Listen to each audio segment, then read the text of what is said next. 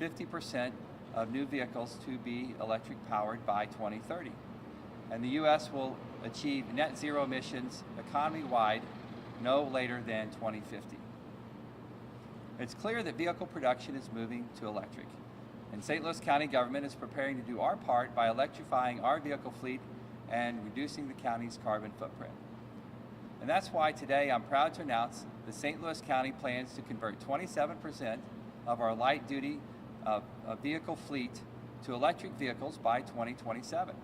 And this will include electric vehicles, plug-in hybrid vehicles, and hybrid electric vehicles. The EV plan targets all our light-duty fleet, and these are the vehicles most used by county employees or county businesses, and they make up the majority of the electric vehicle market today. St. Louis County operates just over 1,400 vehicles, and 1,000 of those are light-duty vehicles. That includes vans, sedans, pickup trucks, crossovers, and SUVs. This year, the Department of Transportation and Public Works has launched the new light-duty fleet EV Purchase Priority Program, which will lay out how we'll replace our fleet of fossil fuel vehicles with clean and efficient electric vehicles in the coming years. The department maintains a vehicle replacement criteria for light-duty vehicles, which is meeting or exceeding 12 years of age or having 160,000 miles for non-police vehicles. The new F-150 Lightning costs $47,000, and that's a slight increase over the comparable cost of a traditional gasoline engine, but that cost will be balanced by the decreased fuel and maintenance costs.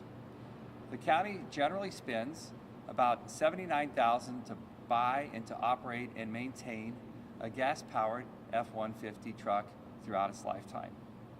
Looking at fuel prices alone, St. Louis County will save nearly $10,000 per electric vehicle each over its 5-year lifetime.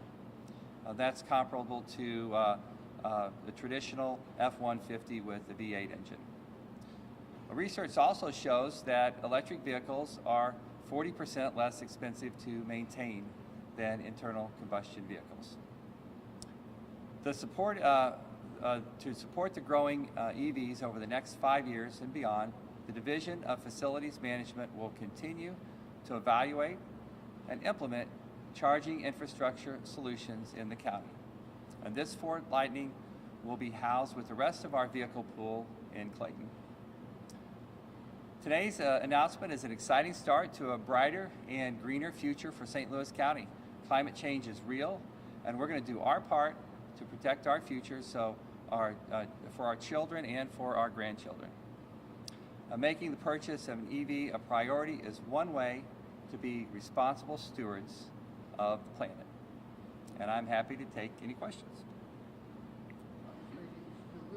What do you see as important about switching to EVs from more traditional gas-powered vehicles? Is it just the trend? I suspect there's what do you see as So the question is, what is significant about this change?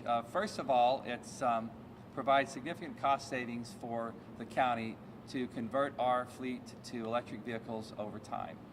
For example, an F-150 electric vehicle costs us $10,000 less to maintain over its lifetime. So the efficiency and the cost of providing the services that we get through our fleet of vehicles is a significant savings to the county.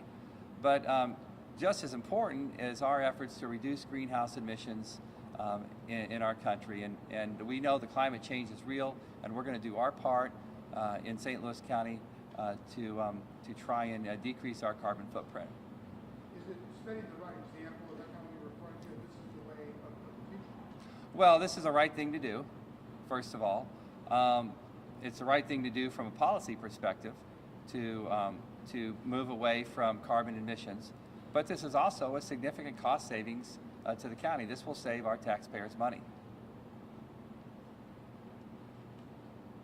Dr. Page, earlier this week there was a proposal for some budget cuts to heated the electric charging stations.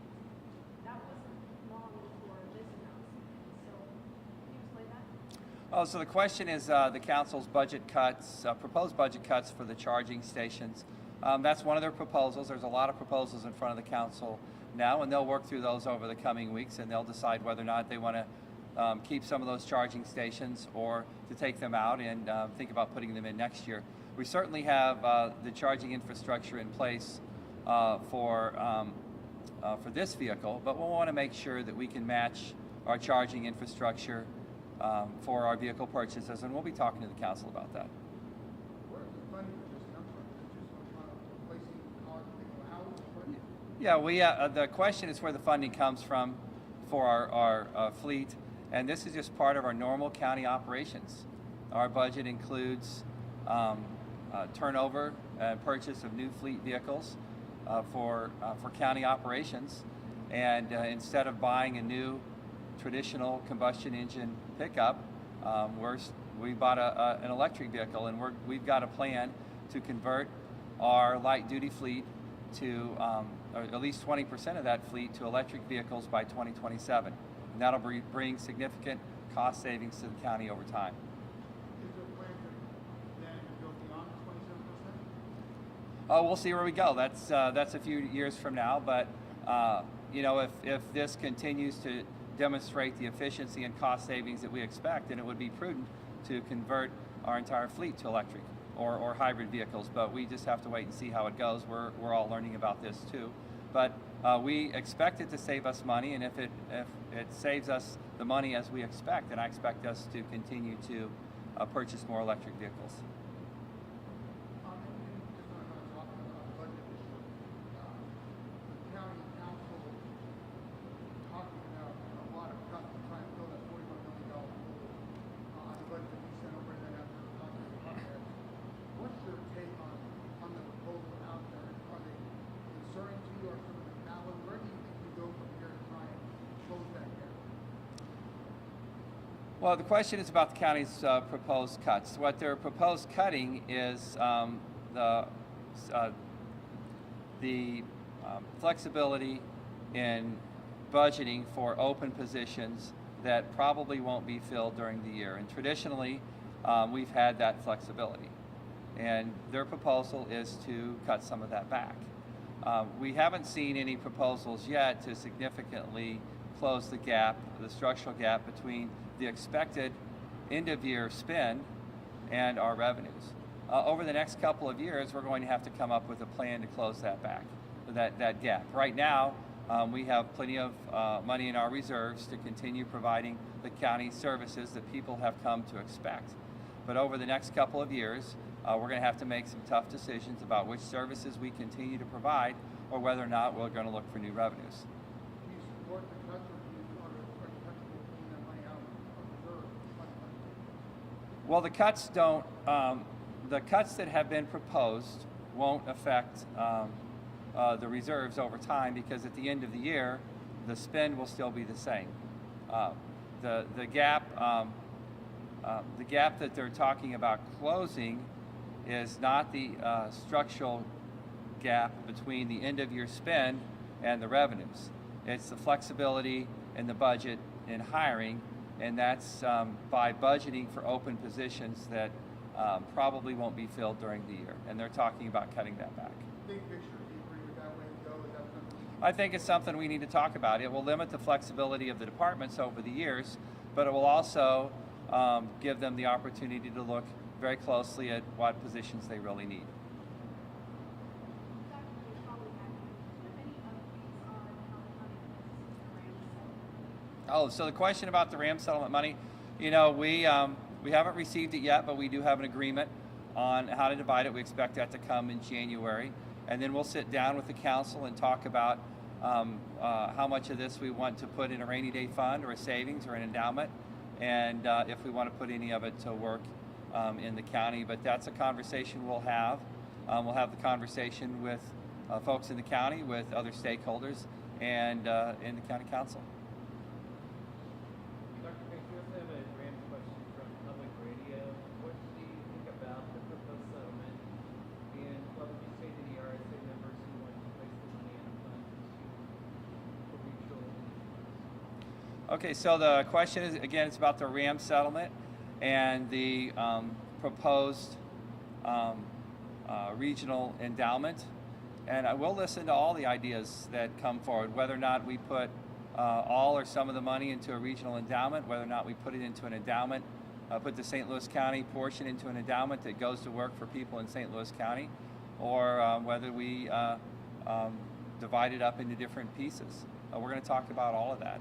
I appreciate the RSA suggestions. There's a lot of people who have a lot of suggestions, and we have plenty of time to talk about it.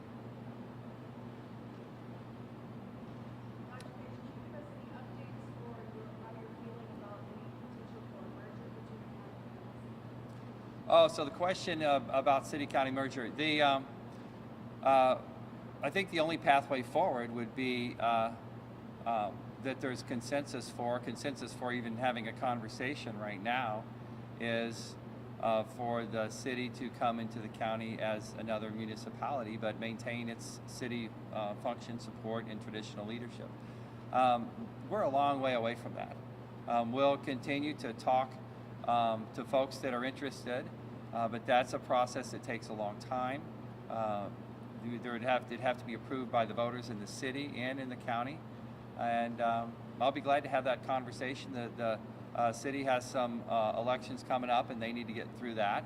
And then we'll sit down and talk with their leadership about what a greater and more cooperative working relationship would look like.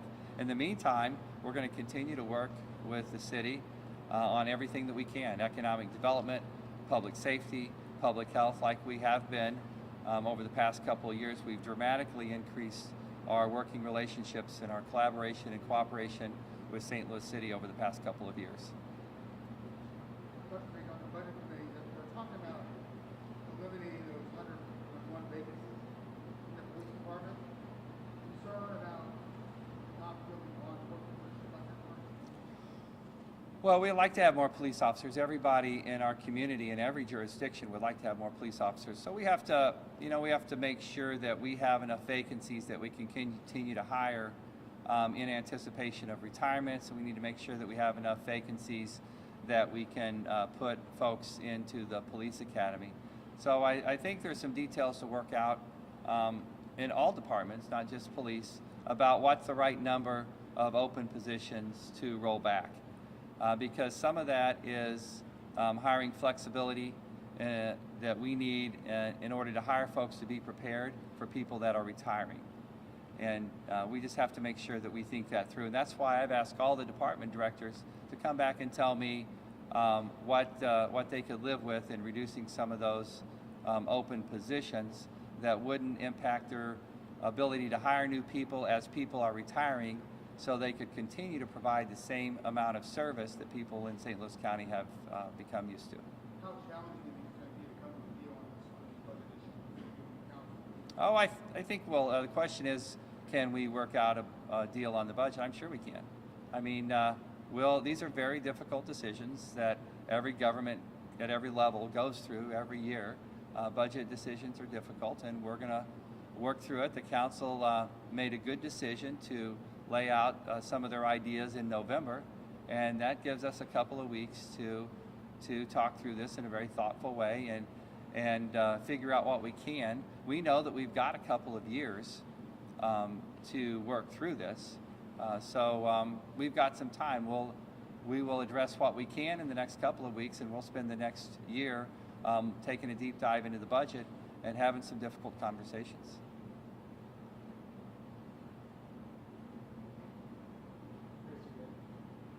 Okay, thank you.